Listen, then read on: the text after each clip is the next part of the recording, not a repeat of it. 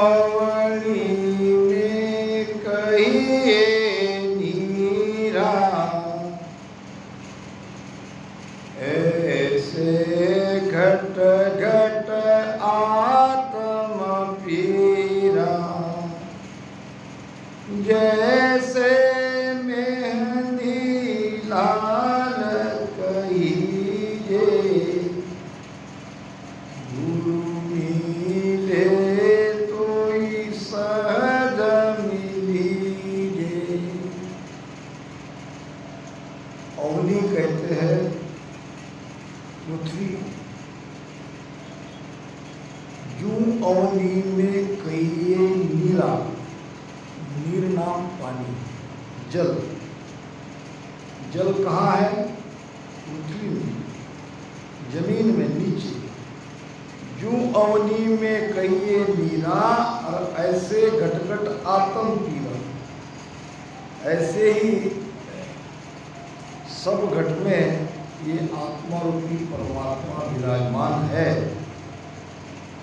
जैसे मेहंदी लाल कहिए, लाली कहाँ है?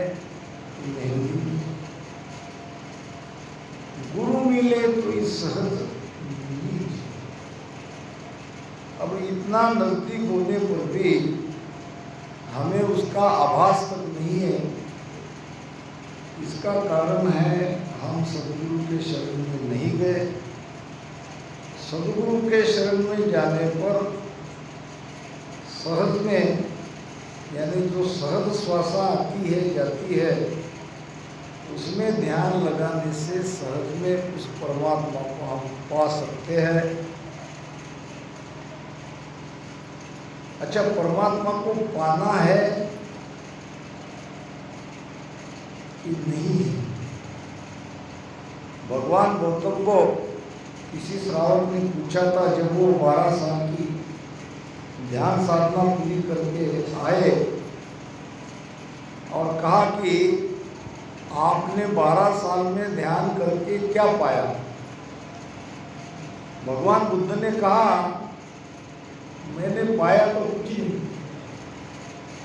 पाया कुछ नहीं है, खोया बहुत है।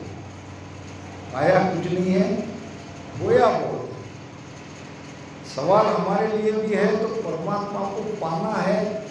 पाना उसे है जो नहीं मिला है, जो दूर है, जो हमारे पास नहीं है, उसको पाने का प्रयास कर सकते हैं। अब वो तो हमारे भीतर है। जैसे मेहंदी में लाली है, जैसे जमीन के अंदर पानी है, वैसे हर घट में परमात्मा है। जब परमात्मा है तो उसको पाने का कोई कारण नहीं। फिर ये भजन भक्ति ध्यान क्यों? बीच में जो पर्दा है, दीवार है, बाधाएं है, ये दूर करने के लिए भजन करना पड़ता है। परमात्मा पाने के लिए भजन करने की आवश्यकता नहीं है। बीच रास्ते में जो दीवारें है, मन की, काल की, ये दीवारें को तोड़ना है, दीवारें को हटाना है। उसका नाम है भक्ति करना, भजन करना, सुमिरन करना। इसीलिए सद्गुरु सुखराम जी महाराज ने कहा है, आत्मा में परमात्मा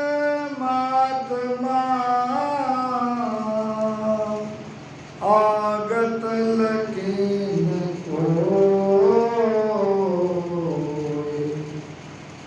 आत्मा में परमात्मा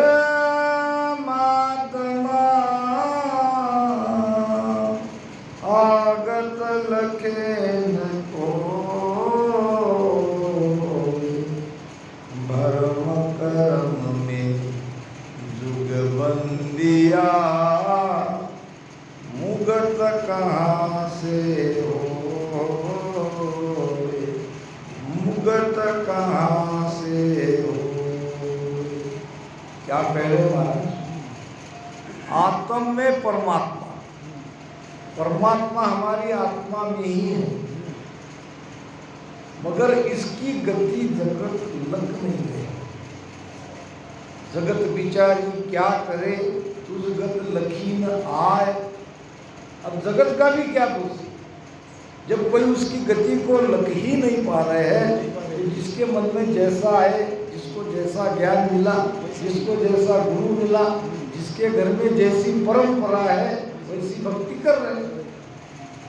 किसी के घर में सामंत है, तो किसी के घर में देवी है, किसी के घर में तुलजा है, तो कोई मूर्ति पूजा कर रहे हैं। इसका कारण क्या है? परमात्मा की गति लगने में नहीं आती। क्यों नहीं आती? इसलिए कि वो निराकार है, वो आकार में नहीं है, न उसका कोई पता ठिकाना है। अब सब भीतर है करके बोलते हैं, अगर डॉक्टर भीतर इस शरीर का ऑपरेशन करेंगे तो उन्हें कहीं कुछ नहीं मिलेंगे, खून मिलेंगे, हड्डियां मांस मिलेंगी, परमात्मा तो मिलेगा नहीं। वो इसलिए नहीं मिलेगा कि वो दृश्य नहीं है, वो दृष्टा है। दृश्य दृष्टा समझ गए? दृश्य किसे कहते हैं? जो दिख रहा है। नहीं दिखेगा, ये दृश्य को वो देखने वाला है, वो दृश्य नहीं है, वो दृष्टा है।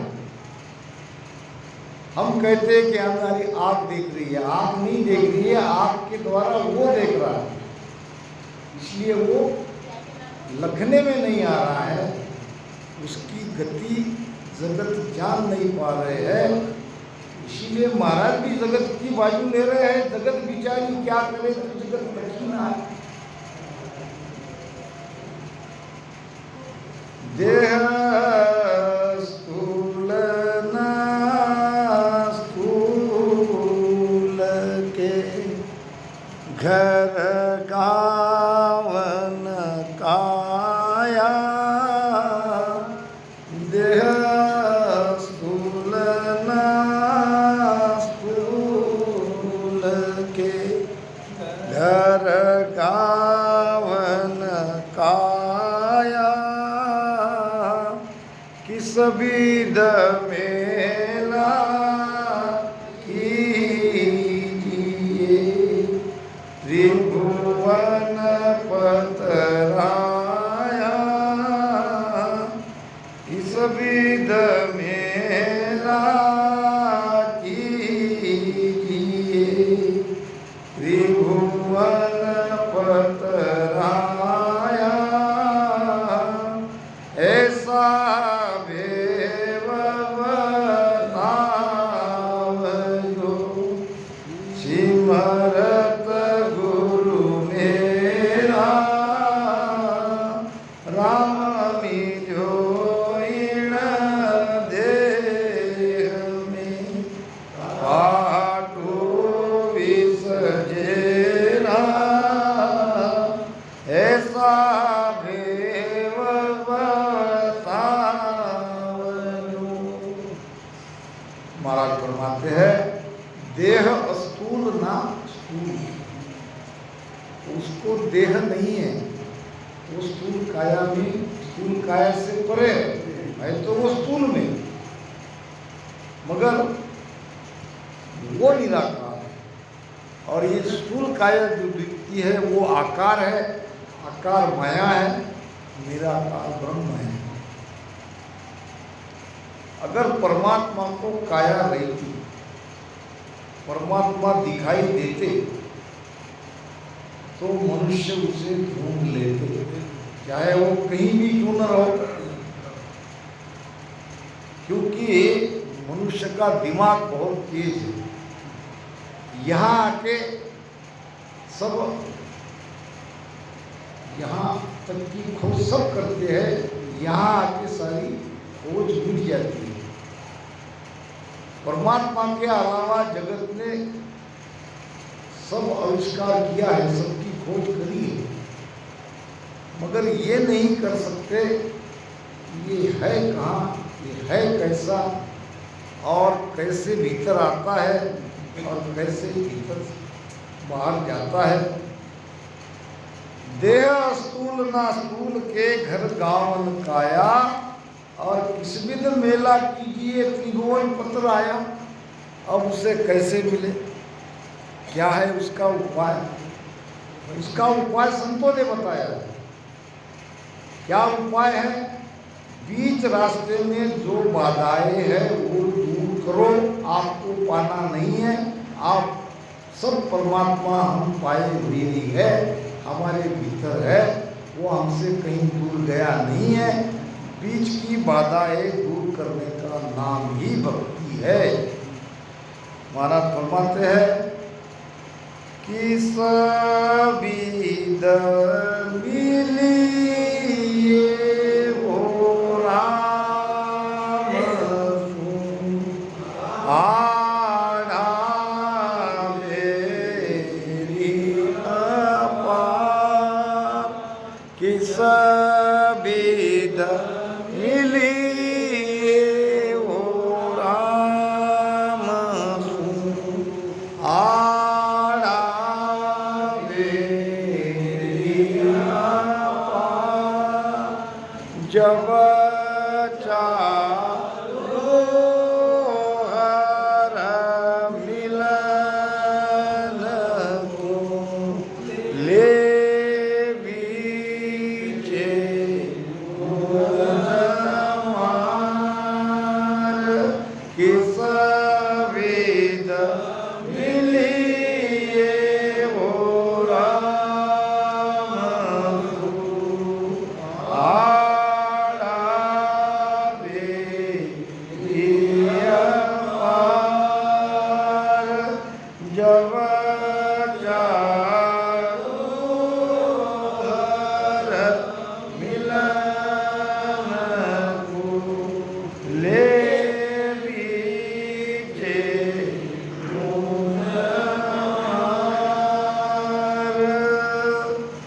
किस विध मिलिए वो राम सो आड़ा बेरी अपार। परमात्मा के हमारे बीच में बैरी कितने हैं? अपार। अब जब चालू हर मिलन, अब परमात्मा को मिलने जाना यानी क्या? आप सभी परमात्मा को मिलने जाते हो रोज। कब जाते हो? सुबह 4 बजे सभी जा रहे हो। कैसे जा रहे हो? ध्यान सुमिरन भजन से। जब चालू हर मिलन को ले बीचे मुझमान, जब हम ध्यान में बैठते हैं तो ये बैरी बीच में आड़े आ जाते हैं और हमको वहाँ तक नहीं पहुँचते। अब क्या क्या बीच रास्ते में ये रुकावटें हैं, ये बैरी है, ये हम देखें। लोभ नदी भारी बहे, पीले सासुर, लोभ नदी भारी बहे, पीले सासुर,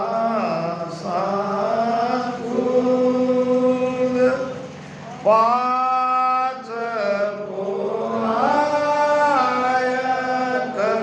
तीर पे उबा कर झूल, पाँच पुरायत तीर पे उबा कर झूल, किस विध मिलिए वो राम आड़ा बेरी अपार, जब चालो हर मिलन को ले बीचे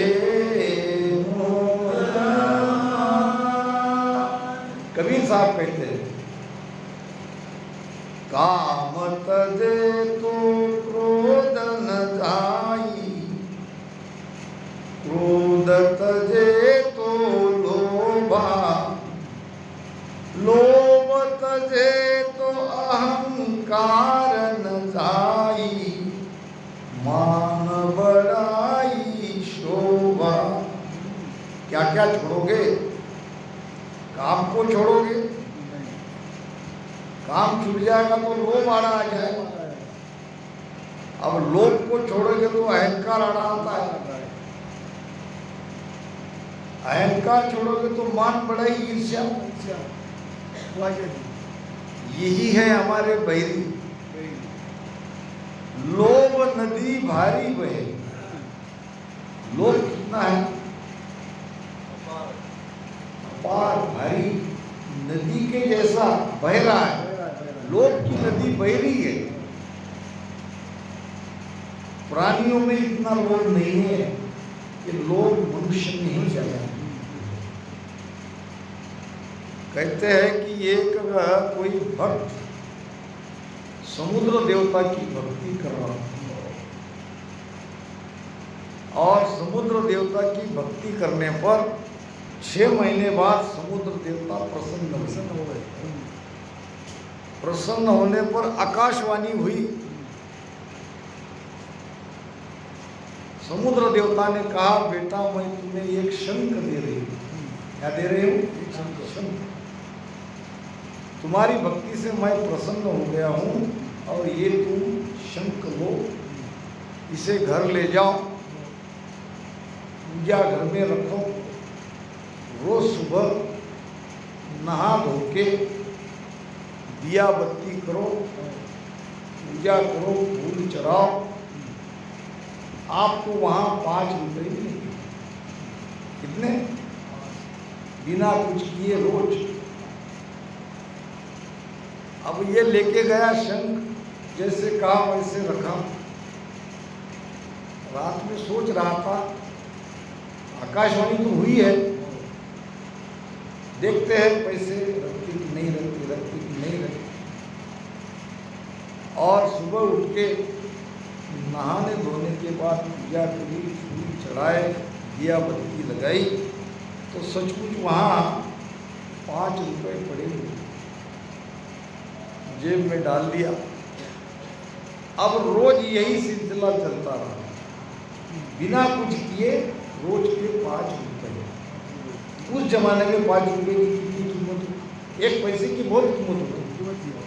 ये तो 5 रुपये मिल रहे थे। आदमी की खोपड़ी कभी संतोष नहीं होती, संतोष से हम नहीं रहते। अब बिना कुछ किए रोज के 5 रुपये मिल रहे थे, उसमें संतोष मानना चाहिए था। एक कोई साधु घर पे आया। अब साधु को इसने कह दिया, कहना नहीं चाहिए था, कह दिया तो साधु के मन में लालच आया। साधु ने बातों बातों में देख लिया कि ये भोला है, ये कोई ज़्यादा होशियार नहीं है, इसको लूटने में कितनी दूर है।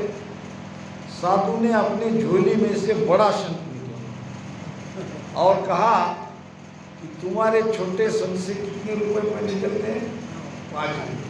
ये रोज का 1000 रुपये देता है। 1000 रुपये देता है। क्या बदला करोगे? मैं तो साधु हूँ और मैं कहीं से भी ला सकता हूँ।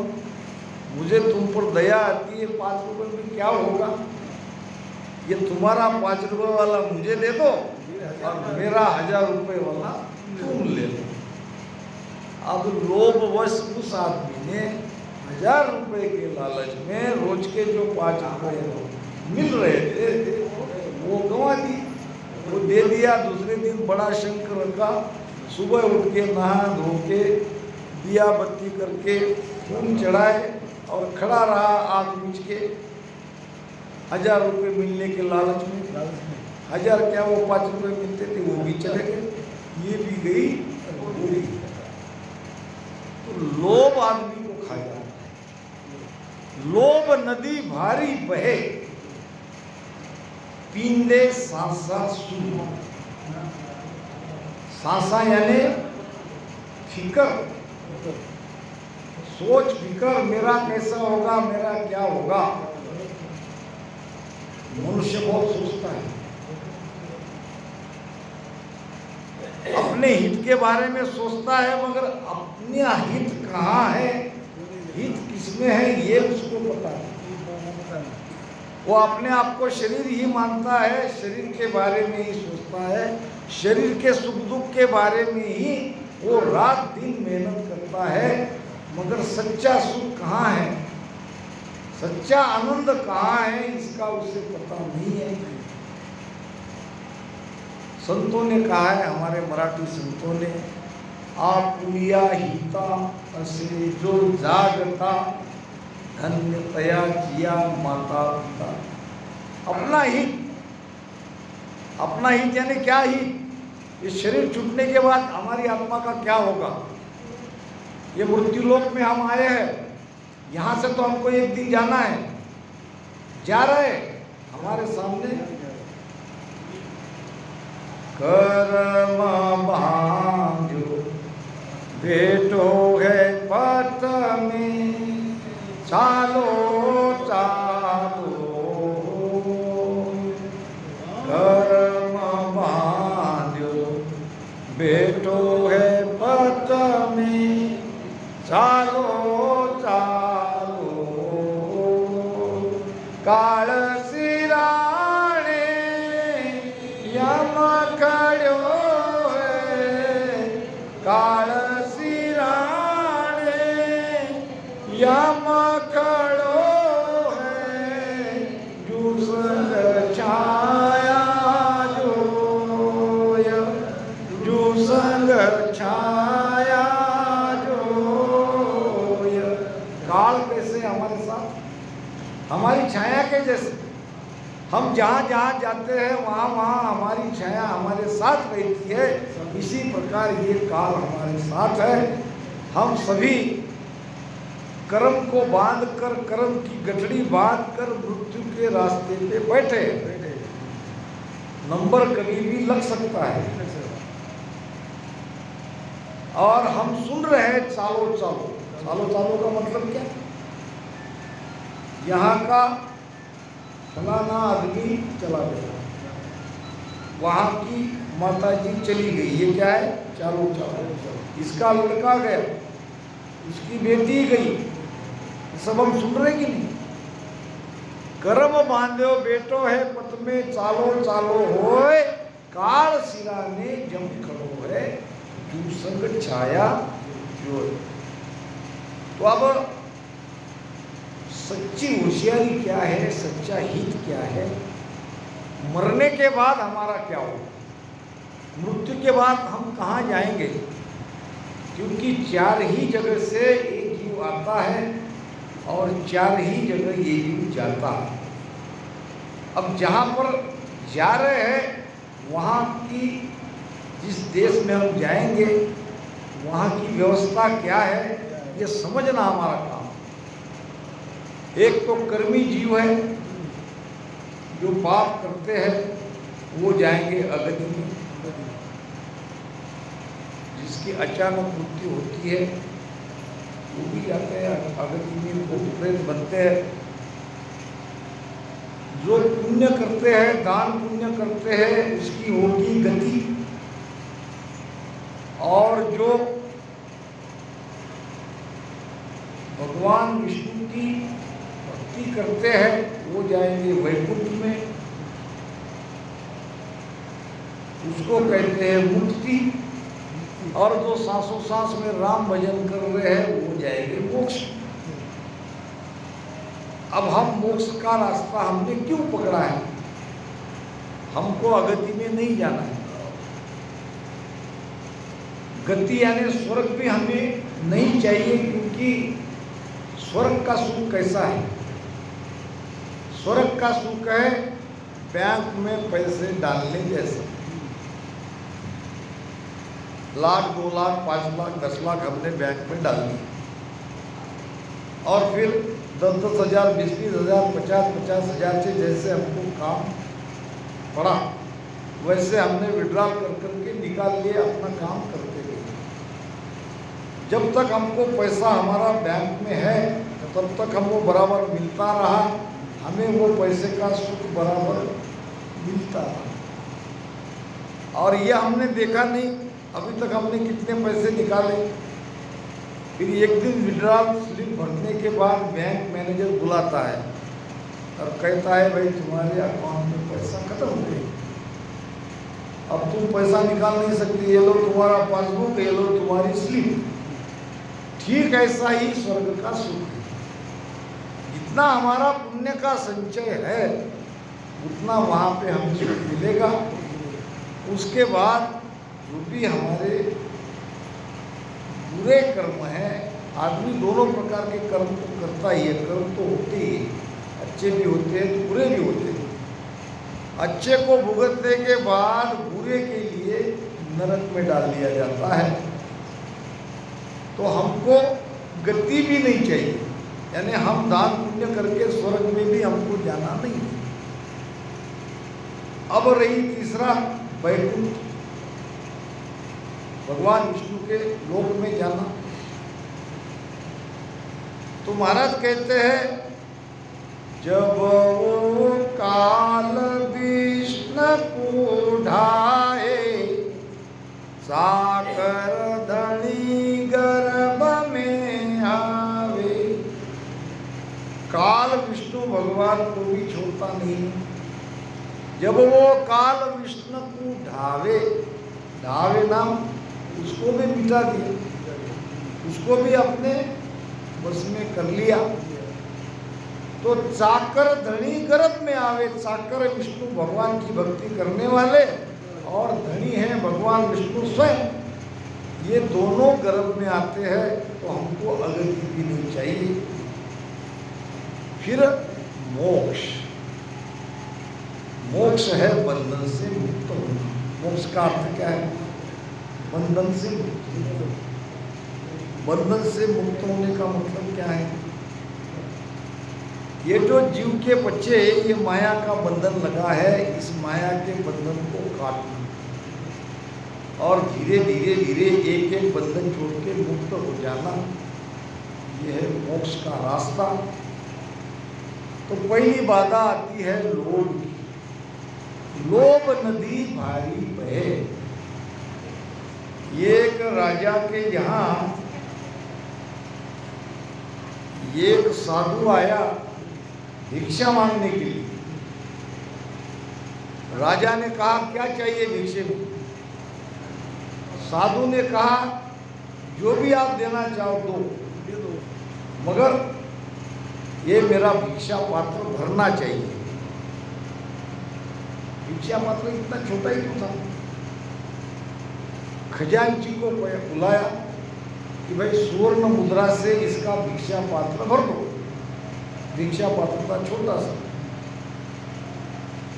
अब सुवर्ण मुद्राएं लेने गया, वो भिक्षा पात्र भर ही नहीं था। सुबह से दोपहर हो गई, दोपहर तक राजा की सारी तिजोरी खत्म हो गई। सोना पूरा चला गया, हीरे मोती जवाहरात रुपया पैसा शाम तक पूरा खत्म। सारी नगरी देखने को आ गई और राजा आश्चर्यचकित हो गया कि अब क्या करें। मेरे द्वार से भिक्षा मांगने वाला वापस नहीं जाना चाहिए और इसका भिक्षा का पात्र भर ही नहीं रहा है। फिर उसने लोगों को अपील करी कि जिसके पास जो धन है, सोना है, चांदी है, जो भी है सब लाओ। अब राजा का आदेश, सब लोगों ने अपने अपने घर से अपना सारा धन लेके वो भिक्षा पात्र में डाला। भिक्षा पात्र भरा ही नहीं। थक हार के राजा बैठ गए और उस संत को कहा, उस साधु को कहा कि भाई ये बताओ तो सही ये है क्या? क्या क्या है? अरे क्यों नहीं भर रहा है जब कुछ दिखने को इतना ही है, मगर डाले जा रहे डाले जा रहे डाले जा रहे और ये भर ही नहीं रहा है। साधु हंसा। साधु ने कहा भरेगा नहीं। 3 लोक की संपदा, एक नहीं, तुम्हारे नगरी की नहीं, 3 लोक में जितना भी धन है वो धन भी पूरा डाल दोगे तो भी ये भरेगा नहीं। खाली का खाली रहना होता है। क्या है ये बात? वो पात्रता इंसान की खोपड़ी का, ये मनुष्य की खोपड़ी भरती नहीं है, इसको कितना भी दो। लोभ नदी भारी बहे। कभी किसी ने कहा कि मैं संतुष्ट हूं, नहीं अब मुझे कुछ नहीं चाहिए, ऐसा कोई मिला? नहीं नहीं, संतोष नहीं है, कोई नहीं। कोई नहीं है। राजा अकबर के पास एक फकीर आया। फकीर से उसकी बहुत अच्छी जमती थी, और फकीर के गांव में मुसलमान लोगों ने मस्जिद बनाने का प्लान बनाया, और अपने अपने तरफ से सबने पैसा चंदा इकट्ठा किया, कुछ कम पड़ रहे थे। फकीर को कहा कि तुम बादशाह अकबर के पास जाते हो तो जरा मस्जिद के लिए कोई धन मिलवा दो। फकीर ने कहा जरूर, बादशाह के लिए क्या है बड़ी बात, समय देख के मैं बादशाह के कान में ये बात डालूंगा, आपका काम कर दूंगा, आप काम निरंतर चलते रखो। अब एक दिन गया वो फकीर बादशाह अकबर के पास। बादशाह अकबर के जो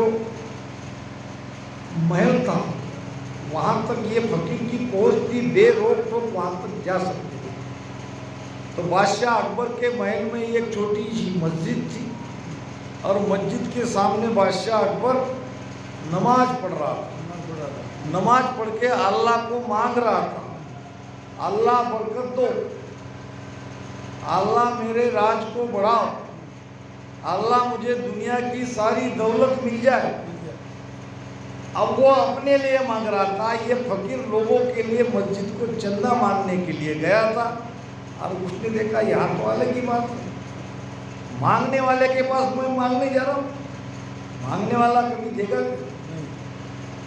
जैसे आया वैसे वापस जाने लगा। बादशाह अकबर ने कहा कि भाई फकीर क्यों जा रहे हो?